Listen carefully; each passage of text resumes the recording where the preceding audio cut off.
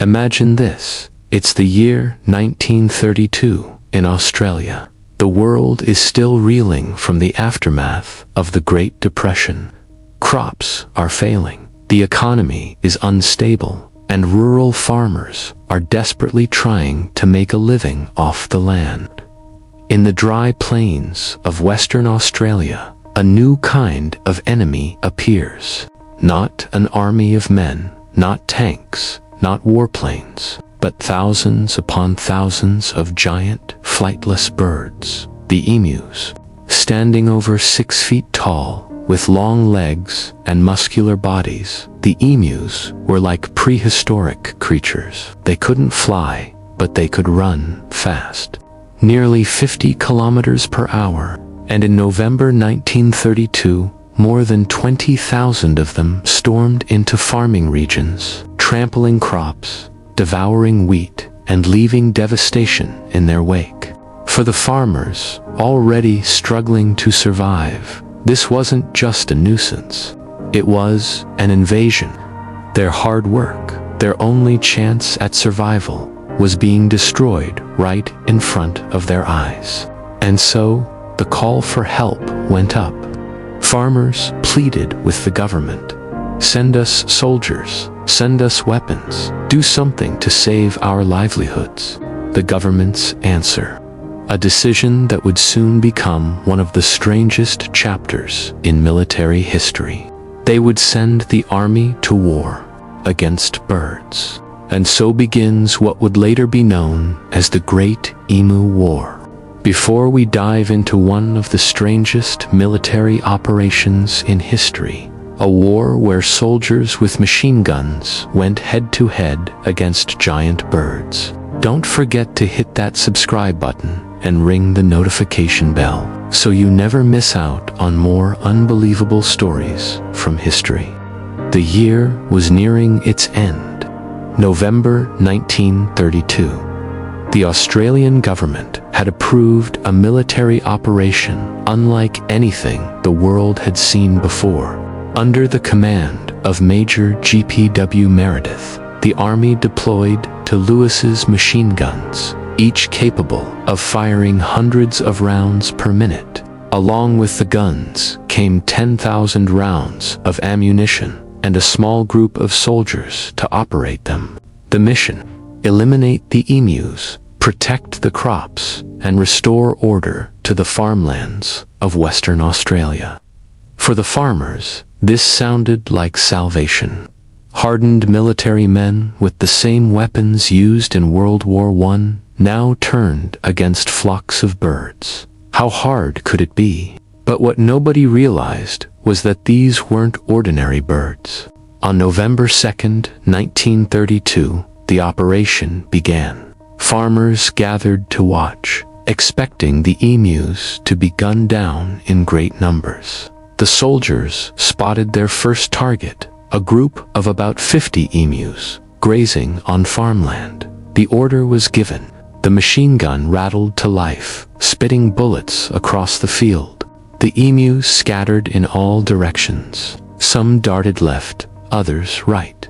But within seconds, chaos erupted. Their powerful legs carried them across the rugged terrain faster than the soldiers could aim. The bullets whizzed by, hitting only a handful. By the time the dust settled, the vast majority of the flock had escaped untouched. Major Meredith realized something immediately. These birds, they're organized. They're not easy prey, determined. The soldiers tried again. This time, they waited for a larger group. Nearly 1,000 emus had been spotted near a dam. The gunners set up their weapons carefully. The flock moved closer. The soldiers waited until the birds were in range, and then they opened fire. The machine guns roared. But within moments, disaster struck. The Lewis gun jammed. The soldiers struggled to clear the weapon, but the birds didn't wait. They scattered once again, sprinting across the landscape, their long strides carrying them out of danger. When the gun was finally fixed, the field was empty. The emus had escaped. Days passed. Each encounter ended the same way. Soldiers firing, emus dodging, and crops continuing to be destroyed. The birds seemed to operate like guerrilla fighters. They traveled in small groups of 20 or so, making them harder to trap. When danger came, they split off in different directions, confusing the gunners. Major Meredith later admitted, "If we had a military division with the same capabilities as these birds, it would face any army in the world and win." The war, it seemed, was turning in favor of the emus. What was supposed to be a quick victory was becoming a humiliation. The soldiers of Australia, battle-hardened from World War I, were being defeated by birds. And the worst part, the emu numbers were not going down. If anything, more and more were arriving each day. The Great Emu War was spiraling into chaos. By mid-November, it was clear that the Great Emu War was not going according to plan. The farmers had expected the army to wipe out the birds in a matter of days. Instead, the emus were proving to be faster, smarter, and far more resilient than anyone could have imagined. Every failed mission only deepened the embarrassment. The soldiers were trying their best, but the emus seemed to know exactly how to escape. The birds moved in small, mobile units. They never gathered in one place long enough to be surrounded. Whenever the machine guns opened fire, the emus scattered like clockwork. One soldier observed, "They split into groups of a dozen or so, with one bird acting as a kind of scout. When danger came, the others followed its lead." It almost looked like military strategy. The emus were outsmarting trained soldiers. The government had given the soldiers 10,000 rounds of ammunition, but after weeks of effort, the results were laughable. Reports claimed that after firing thousands of bullets, only a few hundred emus had been killed. Meanwhile, 20,000 more were still out there, destroying crops daily. The farmers were furious. They had begged for military aid, but their saviors were failing. Worse still, the newspapers had caught wind of the story. Headlines spread across Australia.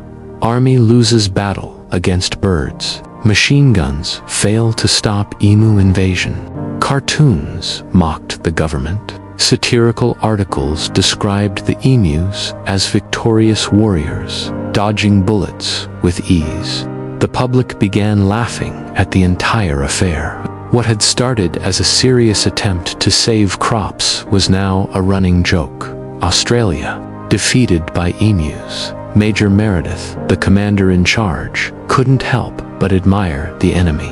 He famously said, "If we had only a division of emus in our army, they could face any army in the world.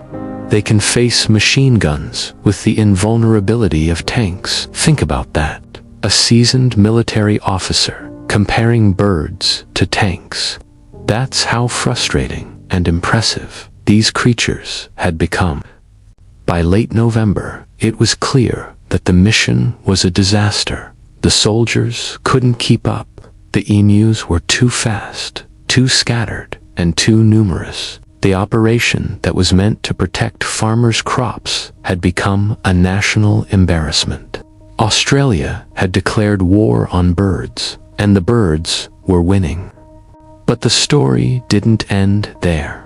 The farmers were still desperate, the emus still relentless, and the government had a choice to make: double down on the war, or retreat in humiliation. The fate of the Great Emu War was about to be decided. By December 1932, one thing had become painfully clear. The emus were not going anywhere. For weeks, the soldiers had fired thousands of bullets. They had chased the birds across fields, ambushed them near dams, and even tried mounting machine guns on trucks. But the terrain was too rough, the birds too fast. The plan was failing, and failing publicly. The farmers were still desperate. Every day, more crops were trampled, more wheat was lost. But instead of seeing relief, they now saw soldiers humiliated on their own land. The newspapers made things worse. Every headline painted the army as incompetent, the government as foolish, and the emus as unstoppable. The more the public laughed, the more the government wanted this fiasco to disappear. Finally, after weeks of frustration, the order was given. The military was to withdraw. The Great Emu War was officially over. The soldiers returned home, leaving the farmers to deal with the problem themselves. The emus had won. The government's retreat didn't solve anything.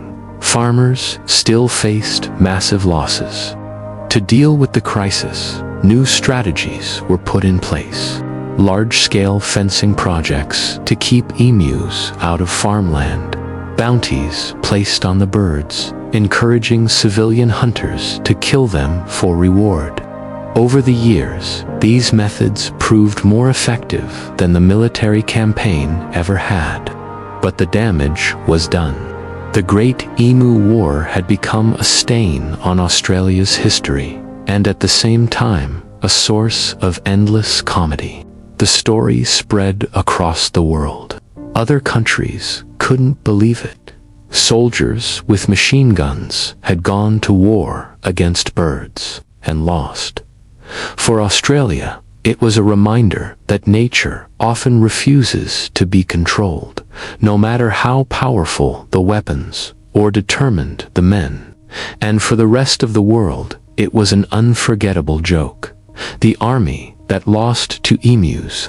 What began as a desperate attempt to save crops became one of history's strangest military operations. An event so absurd, it sounds like satire, and yet it happened. The Great Emu War of 1932 remains a symbol of human overconfidence, the unpredictability of nature, and the legendary resilience of a bird that refused to lose. In the grand scale of history, the Great Emu War may not have changed the world, but it has certainly earned its place as one of the most bizarre, most entertaining, and most unforgettable military campaigns of all time. Because sometimes, history isn't about glory. Sometimes, it's about the mistakes, the failures, and the moments so absurd, we can't help but laugh. If you enjoyed this dive into one of history's strangest wars, make sure to smash that like button, and don't forget to subscribe for more unbelievable stories from the past. Drop a comment below. What do you think? Should the Great Emu War be remembered as a failure or as a hilarious victory for nature? Thanks for watching. See you in the next video.